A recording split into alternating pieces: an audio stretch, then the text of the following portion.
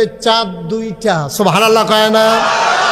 একটা আকাশে চতুর্দশীর পূর্ণিমার চাঁদ ফকফকা জ্যোৎস্না, একটা চাঁদ আকাশে হাসে, আর একটা চাঁদ আম্মা জান আয়েশার হুজরার সামনে পড়ে আছে। তিনি অবাক বিস্ময়ে তাকিয়ে রইলেন। তিনি চমকে উঠলেন, থমকে দাঁড়ালেন, তিনি আশ্চর্যান্বিত হয়ে গেলেন।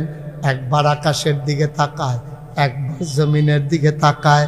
তিনি সিদ্ধান্তে পৌঁছতে একেবারে হিমশিম খাচ্ছিলেন।